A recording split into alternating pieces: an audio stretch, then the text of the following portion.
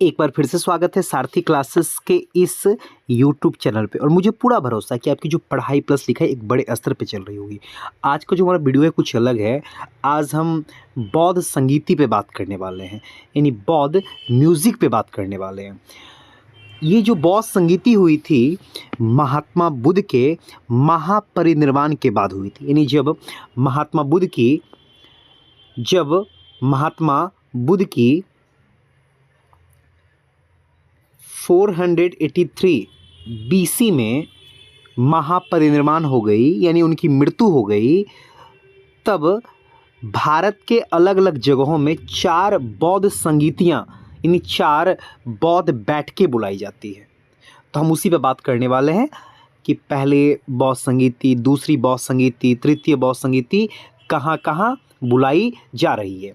तो पहले बौद्ध संगीति पे हम बात कर लेते हैं, ठीक है।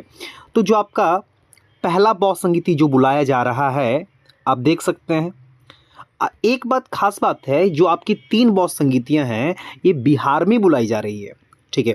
और एक बौद्ध संगीति है आपकी कश्मीर के कुंडल वन में बुलाई जा रही है। तो हम पहले पे बात कर लेते हैं कि जो आपकी पहली बौद्ध संगीतियाँ हैं वो आपके राजगिरी, कहाँ बुलाई जा रही है? आपकी राजगिरी, ठीक है। यानी जो आज का नाम क्या है आपका?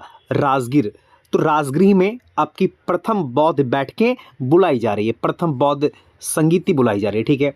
और इस समय शासक को अगर आप देखते हो तो शासक आपका कौन है प्रथम बौद्ध संगीति में? अजातशत्रु।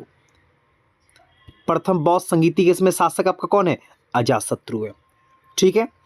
अगर आप समय की बात करते हैं कि जब प्रथम बौद्ध संगीति हो रही है उस समय कौन सा चल रहा है? तो 483 ईसा पूर्व, यानी 483 बीसी, ठीक है। एक और बात, प्रथम बौद्ध संगीति के समय अध्यक्ष कौन था? ठीक है, तो आपका क्या होगा? महाकश्यप, ठीक है। तो हमने क्या क्या देखा कि प्रथम बौद्ध संगीति कहाँ बुलाई गई? पहला राजगिरी में।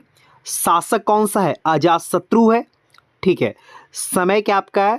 483 ईसा पूर्व, यानी 483 बीसी। और इस समय अध्यक्ष कौन है? चेयरमैन कौन है आपके? महाकश्यप है, ठीक है। हम प्रथम बौद्ध संगीति पे बात कर चुके हैं, हम दूसरी बौद्ध संगीति पे जा रहे हैं। तो द्वितीय बौद्ध संगीति को देख लेते हैं, ठीक है। ये कहाँ बुलाया जा रहा है आपका? वैशाली। वैशाली भी कहाँ आपका? बिहार में, आप देख सकते हैं, हमने यहाँ लोकेट किया है, ठीक है। तो दूसरा बुलाया कहाँ जा रहा है आपका? वैशाली में, आप देख सकते हो, ठीक है। समय क्या आपका? 383 बीसी, यानी 383 ईसा पूर्व, ठीक है। और शासक के स्तर पर आप देखते हो, शासक कौन आपका? कालाशोक है। कौन सा है आपका? कालाशोक। अगर आप अध्यक्ष लेवल पे देखते हो, अध्यक्ष कौन है? तो साबक मीर है। यानी सेकेंड बौद्धिस्ट काउंसिल के समय जो आपके अध्यक्ष है, प्रेसिडेंट है, वो कौन है आपका? साबक मीर है। आप समझ पा रहे होंगे।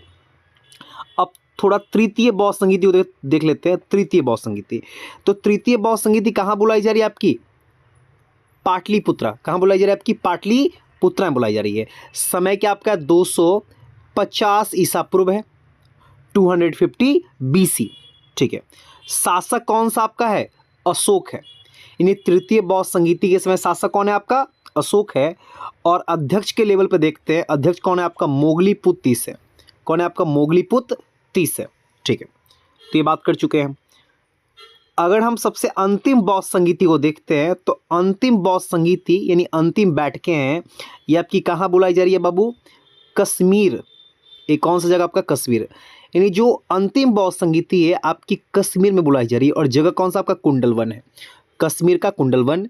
और ये कौन सी बौद्ध संगीति आपकी? चतुर्थ बौद्ध संगीति है, ठीक है। अगर इसके समय को देखते हैं तो लगभग प्रथम शताब्दी है, यानी 0 के बाद है। और ये समय कौन सा आपका? एडी है, ठीक है। एक और बात, शासक कौन सा है? तो शासक चतुर्थ बौद्ध संगीति में कौन आपका? कनिष्क है। कौन सा आपका है? कनिष्क, ठीक है। और अध्यक्ष कौन है आपके? वसुमित्र है। यानी चतुर्थ बौद्ध संगीति में अध्यक्ष कौन है आपका? वसुमित्र है। एक और बात, चतुर्थ बौद्ध संगीति की खास बात यह है कि जो आपका बौद्ध धर्म है, बौद्ध धर्म दो भागों में बढ़ जा रहा है। कितने भागों में आपका? दो भागों में। एक का नाम हीनयान और एक आपका महायान। एग्जाम में क्वेश्चन आ सकता है कि हीनयान और महायान किस बौद्ध संगीति में बढ़ते हैं? तो क्या क्या हो जाएगा आपका? चतुर्थ बौद्ध संगीति। और चतुर्थ बौद्ध संगीति के समय शासक कौन है आपका? कनिष्क है, ठीक है। और अध्यक्षता कौन कर रहे हैं? वसुमित्र है। और जगह कौन सा आपका? कश्मीर का कुंडलवन। तो मुझे पूरा भरोसा है कि सारथी क्लासेस के द्वारा जो पहल किया गया बौद्ध संगीतियों के लिए कहीं ना कहीं आपके लिए रामबाण साबित होगा। आप इस वीडियो को कई बार देखिए और इससे यानी जब तक आप जो अलग अलग एग्जाम की तैयारी करते हैं इससे प्रश्न जरूर आते हैं, तो कम से कम जब आप एंशिएंट हिस्ट्री पढ़ते हैं, प्राचीन भारत पढ़ते हैं, तो ये टॉपिक आपके दिमाग में होने जरूर चाहिए। फिर से आप सबके सामने उपस्थित होते एक नए वीडियो को लेकर। थैंक यू और शुभ रात्रि।